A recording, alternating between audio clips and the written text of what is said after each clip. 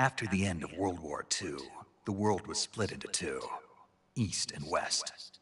This marked the beginning of the era called the Cold War.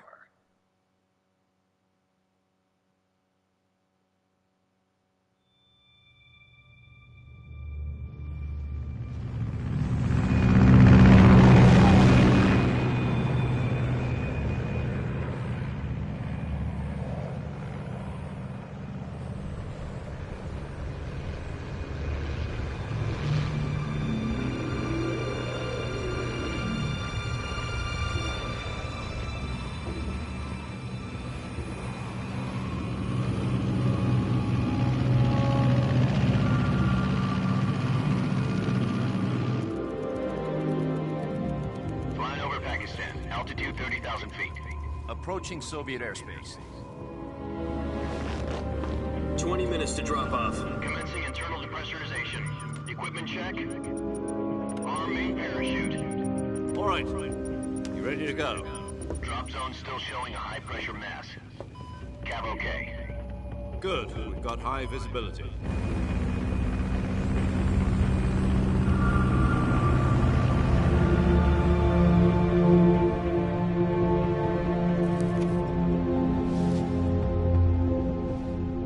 Cigar.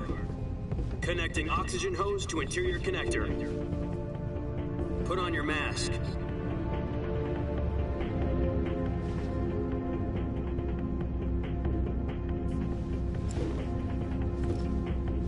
Does this panty waste know what he's doing? Approaching release point. 10 minutes to drop off. Hey, are you deaf?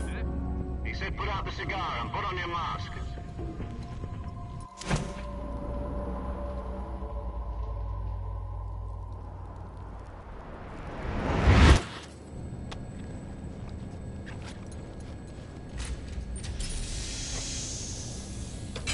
Depressurization complete. Checking oxygen supply. 6 minutes to drop off. Opening rear hatch.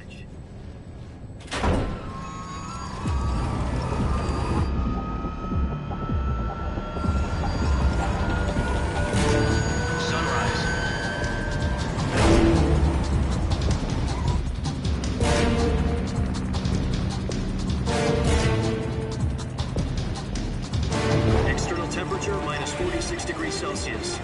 2 minutes to drop off. Stand up. You'll be falling at 130 miles per hour. Try not to get frostbite from the wind chill.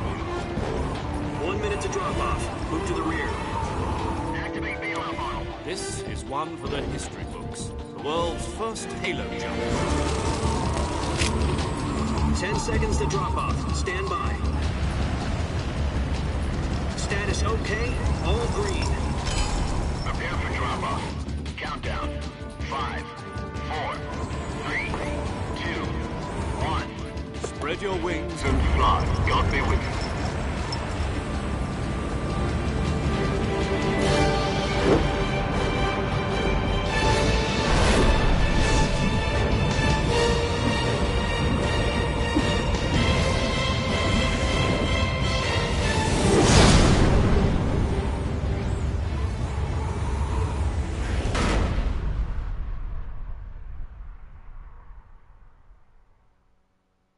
Jack, I've got some important news.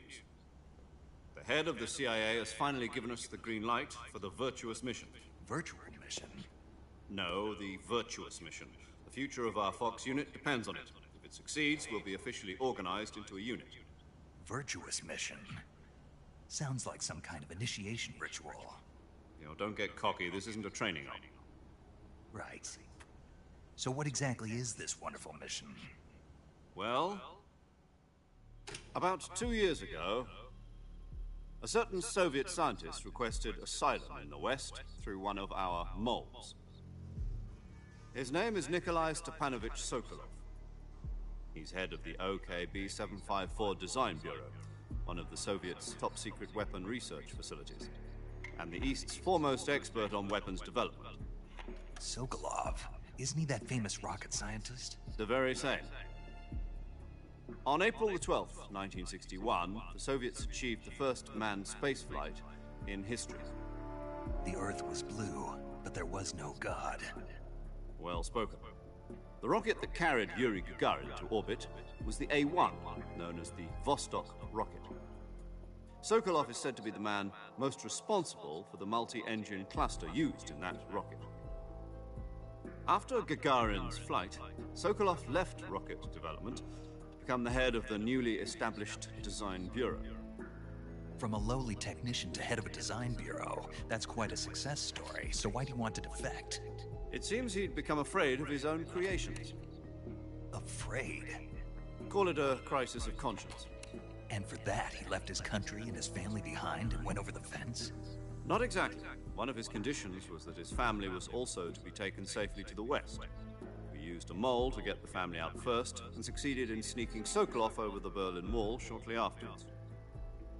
I was the one who conducted the operation. The security on the eastern side was still full of holes back then. Then what? We got Sokolov over in one piece, but the whole ordeal had left him exhausted, and we checked him into a hospital in West Berlin. It took him 2 weeks and more than 600 miles to get from the research facility in the Soviet Union to Berlin. He was in no condition to say anything coherent. And it was only a week later that we had something much bigger on our hands. The Cuban Missile Crisis.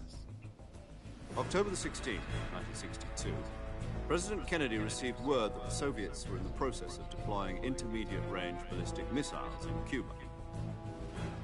The President demanded that the Soviets dismantle and remove the missiles. At the same time, he announced a naval blockade to prevent further missile shipments from reaching Cuba.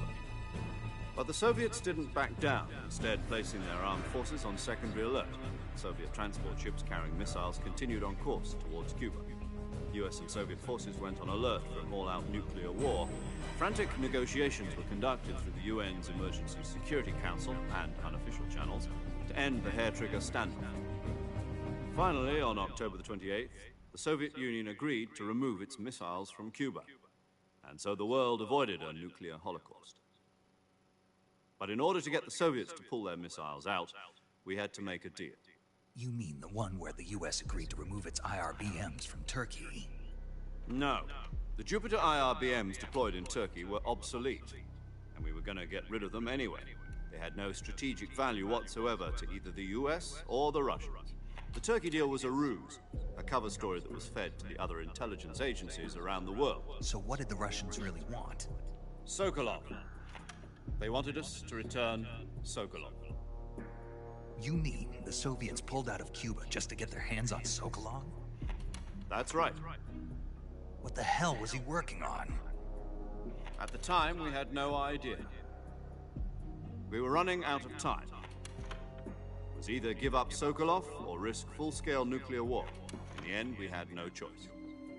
President Kennedy gave in to Khrushchev's demand. The next day, I got Sokolov out of the hospital, handing him over to agents on the eastern side. Sokolov kept on screaming, "Save me," until he disappeared from my sight.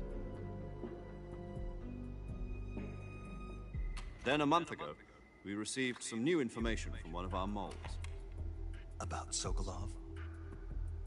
Yes. He was taken back to the research facility and forced to continue working on the weapon in question under KGB supervision. What's more, it's on the verge of completion. So what kind of weapon is it? Something to do with space rockets? No, missiles. Same technology. I guess you're right. We don't know the details, but it appears to be a new kind of nuclear device. For half a year now, the Soviets have been conducting frequent nuclear tests at Semipalatinsk. Something to do with the weapon, I assume. We're talking about a secret weapon so big that Khrushchev was ready to pull out of Cuba to get it back. Is Sokolov still in the facility? No. According to our intelligence, he's in Selino Yas, a place in the mountains about 3 miles to the west that's known as the Virgin Cliffs. The Virgin Cliffs. Nice name for a virtuous mission. They moved him there just recently. Why? Apparently, they're conducting a field test of the weapon, but it's our best chance to get him back. This mission would never have been possible if he was still in the research facility. This is our last chance. Sokolov must have known that too when he contacted us.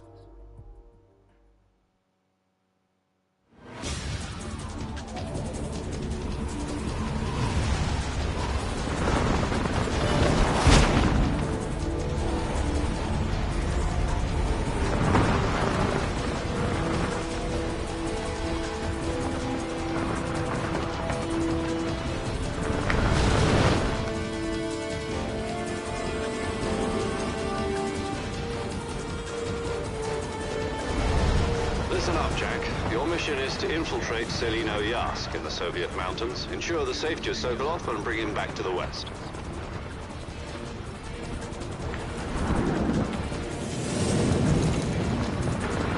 If we don't get Sokolov back before that weapon is complete, we'll be facing a major crisis. The clock is ticking.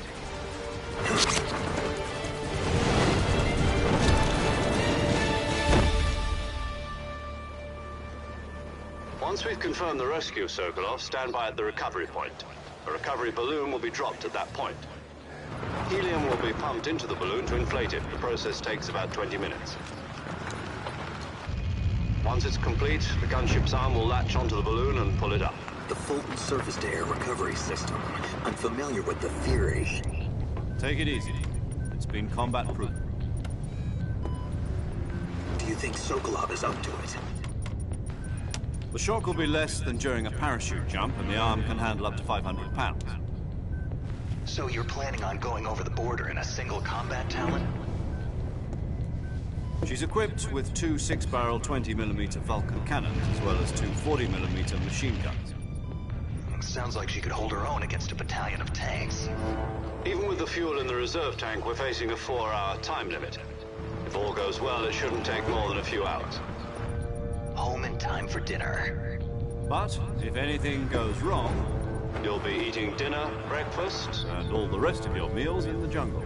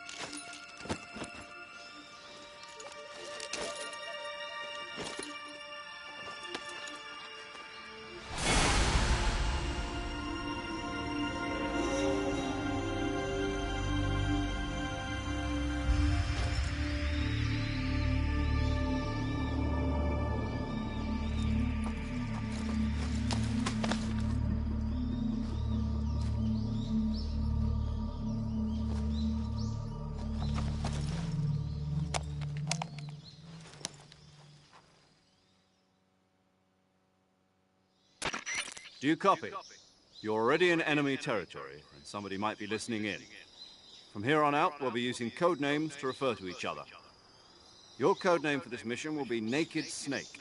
I'll be referring to you as Snake from now on. You're not to mention your real name. Snake? What, you don't like snakes? What do you mean? You've eaten one before, haven't you? In survival training? I'm glad to hear that. I don't know if I'd ever order one in a restaurant, but... Be careful, you might not have a choice. What about you, Major? What should I call you? Let's see. I'll be Tom. Call me Major Tom. This will be a sneaking mission. You must not be seen by the enemy. You must leave no trace of your presence. Is that clear? This kind of infiltration is the Fox unit's speciality. In other words, weapons and equipment are procured on site. That goes for food as well. You're completely naked, just as your name implies. Great. Now I see why you asked me if I like snakes. I suppose calling me Snake was your idea of a joke, too. No. There's a good reason for that. I'll tell you later when the time is right. Gotcha. Getting back to the subject, how exactly am I supposed to feed myself? You've been issued a knife and a tranquilizer gun. Use them to hunt for food. You'll also find some medical supplies in your backpack. Yeah, about the backpack. I lost it in a tree on the way down. I see. Well, you'd better go back and get it then. You know where it is? No problem. I can see it from here. It's stuck on a branch. To climb a tree, Stand in front of a tree that's covered in ivy and press the action button. I'll be monitoring your progress over the radio. We can't risk violating Soviet airspace, but I'll be in the gunship. My frequency is 140.85. I'll give you a call if I need to talk to you. If you need to talk to me, use the send function. Okay, Snake, go get your backpack.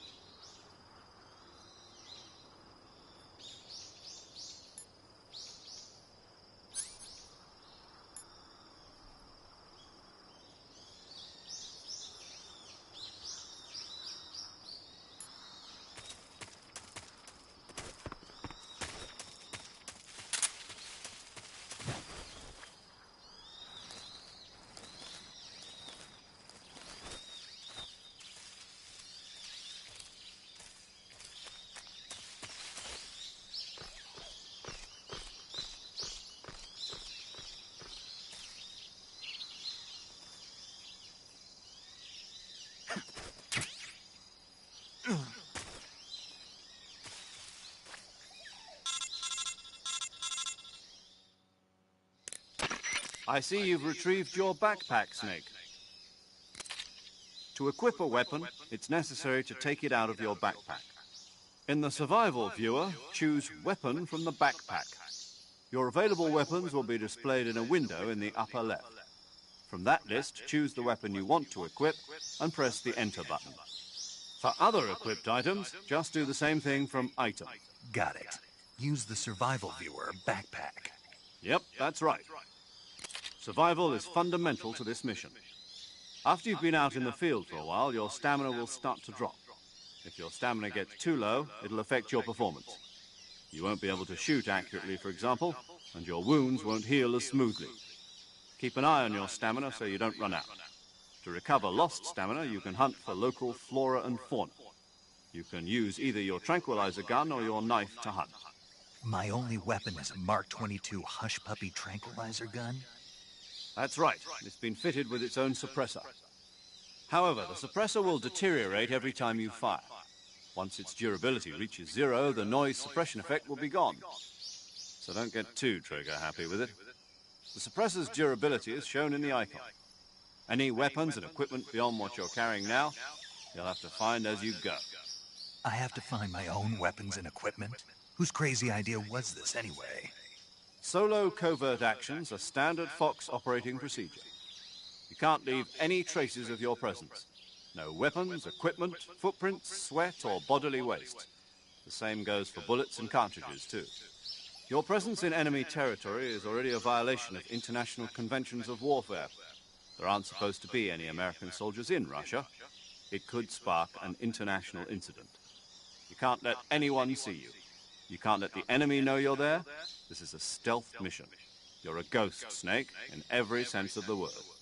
And there'll be no rescue if you're captured. The military and US government will deny any involvement in the affair. Then I'll just have to take care of myself, huh? I'm afraid so. You've been given a fake death pill for that purpose. SIS guidelines stipulate that soldiers on covert ops like this one be issued a potassium cyanide capsule.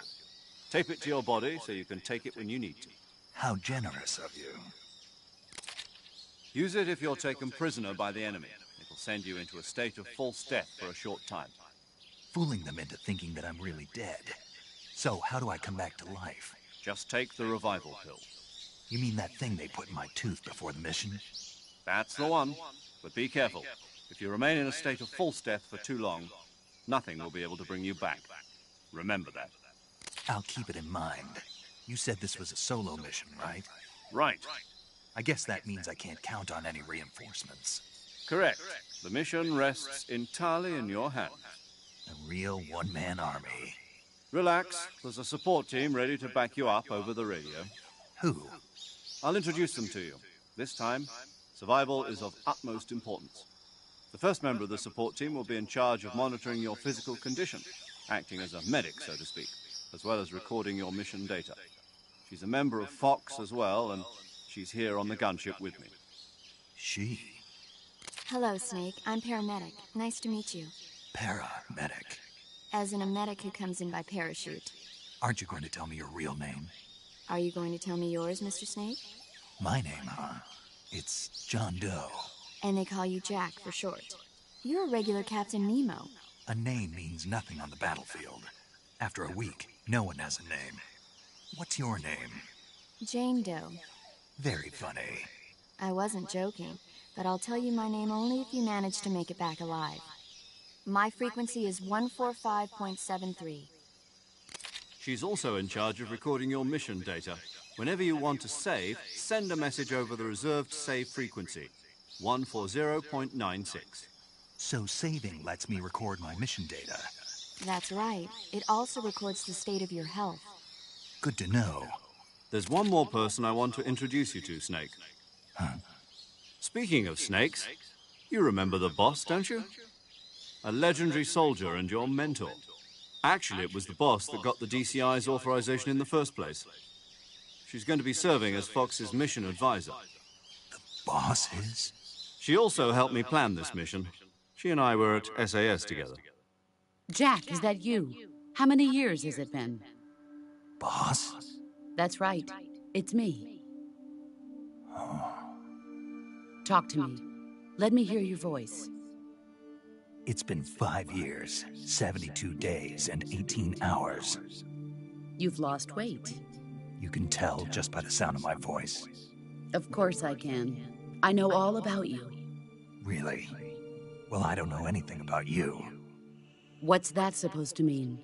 Why'd you disappear on me all of a sudden? I was on a top-secret mission.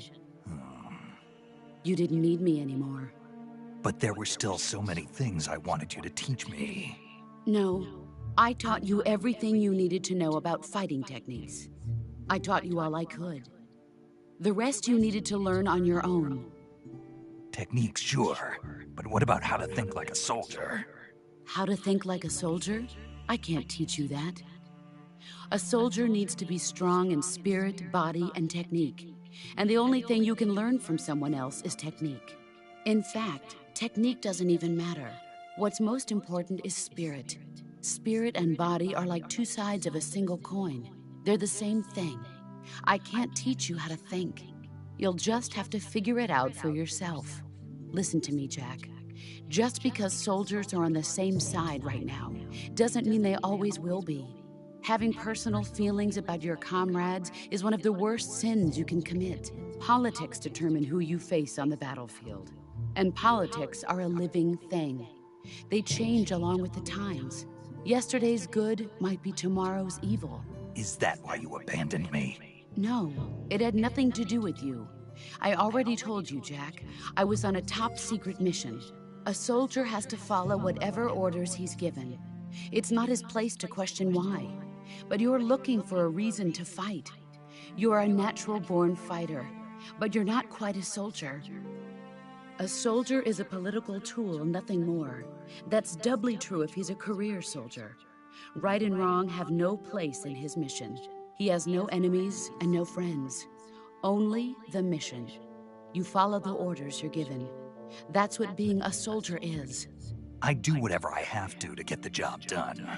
I don't think about politics. That's not the same thing.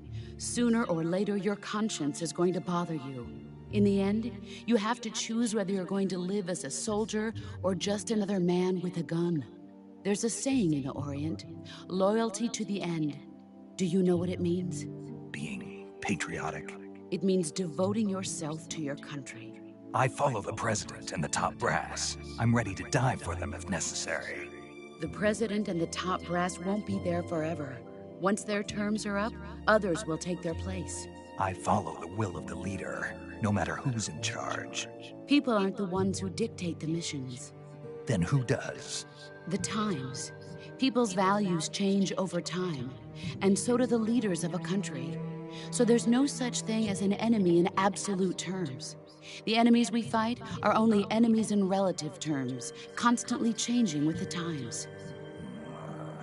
As long as we have loyalty to the end, there's no point in believing in anything, even in those we love. And that's the way a soldier's supposed to think? The only thing we can believe in with absolute certainty is the mission, Jack. All right, but do me a favor. What is it? Call me Snake. Snake. Oh, right. Your code name is Snake. It suits you well. That's right. The legendary unit that the boss put together during World War II was a snake. The Cobra unit, a group of heroes that brought the war to an end and saved the world. As long as you've got a legendary hero backing you up, you'll be fine. Isn't that right, Snake? Yeah, I can't think of anyone else I'd rather have with me.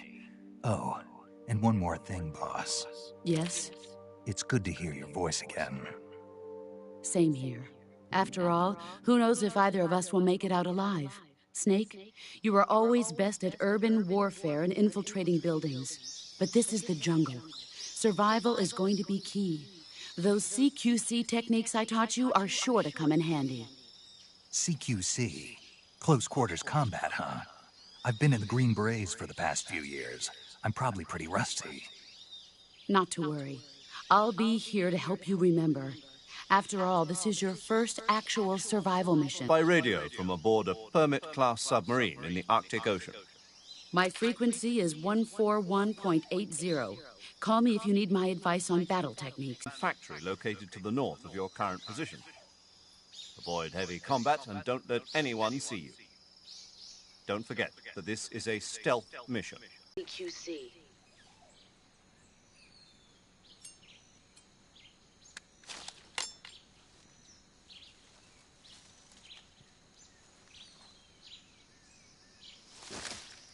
Commencing virtuous mission now.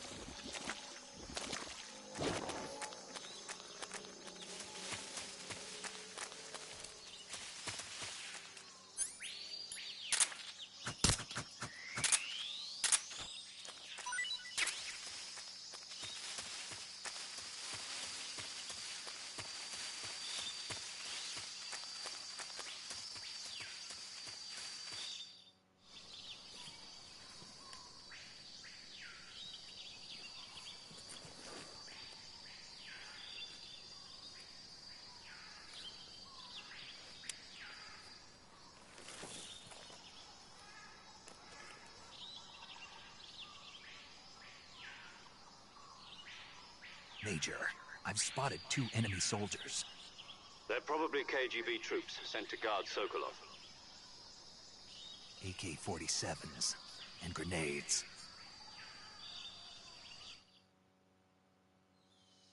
Snake, your presence in Soviet territory is already a violation of international law. We can't let the Kremlin find out that the CIA and the American government are involved. Contact with the enemy is strictly prohibited. Don't engage them in battle either. This is a stealth mission. Got that? The Major is right. The point of this mission is to sneak through the jungle without being seen. The success of the mission depends on how well you use your camouflage. Change your camouflage by selecting Camouflage from the Survival Viewer. The Uniform option lets you pick your uniform, while the Face option lets you change your face paint. Choosing camouflage that blends in with your surroundings will help you conceal yourself more effectively. Also, don't forget that anything that moves will stand out in the jungle. If you just stand up and run around like an idiot, you're bound to be spotted. But if you crawl instead, you should be able to sneak by without being noticed. You can see how effective your camouflage is by looking at the Camo Index. The Camo Index shows how well your current camouflage blends in with the surrounding area. The higher the value, the harder you are to spot, and vice versa. The key is to make yourself one with nature. Keep that in mind as you go along, okay?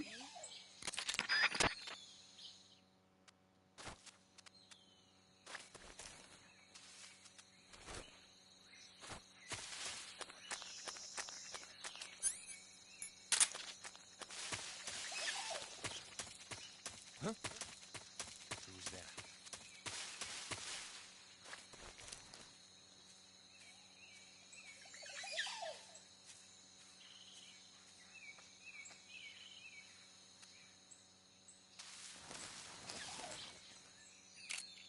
Nobody here.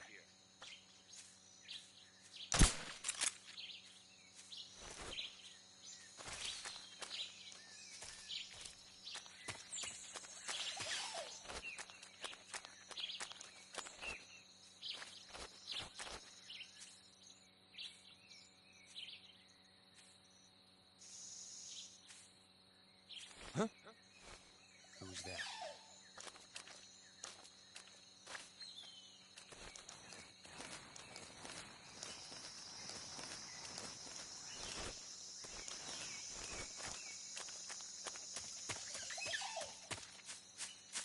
Nobody here.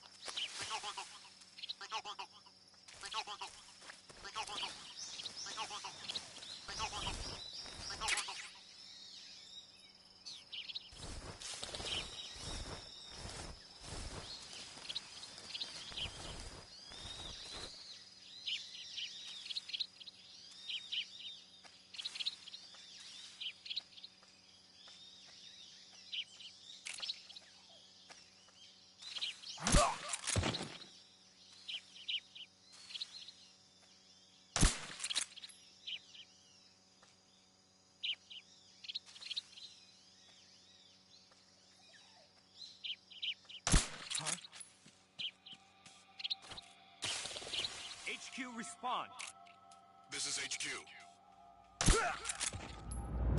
What's going on? Respond. something wrong. Support unit, confirm their status.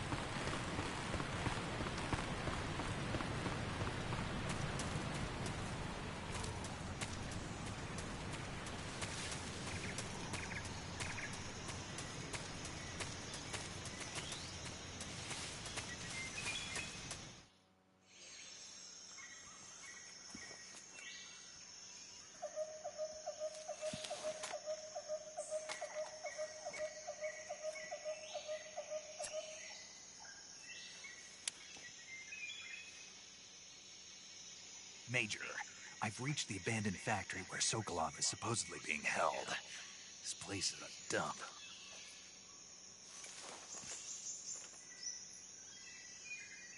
I can't see Sokolov from here.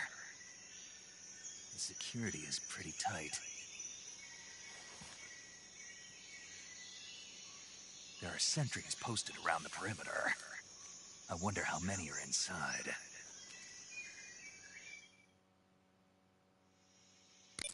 Your objective, Sokolov, is inside the factory. They should be holding him in a room in the northeast section. Northeast section. Got it. Be careful. Your mission is to bring Sokolov back alive. He must not be exposed to any kind of danger. Do not approach Sokolov while in the alert phase. Right. Oh, and one more thing, Snake. You mean there's more? No, it's just that when you get to Sokolov, I want you to tell him something from me. And that is? Sorry for being so late. Is that all? Yes. Understood. Beginning my approach to the target.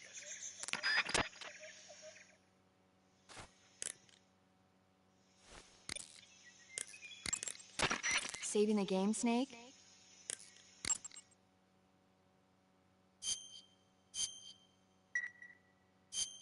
Hey, Snake, you ever heard of Godzilla, King of Monsters? No, what is it? It's a movie. You haven't seen it? Nope.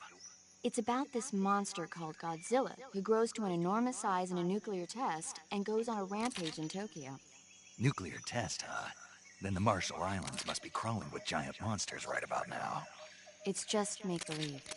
Maybe that's why my pants have been so tight lately. Snake, it's a movie, not a report out of Los Alamos. I know. So then what happened?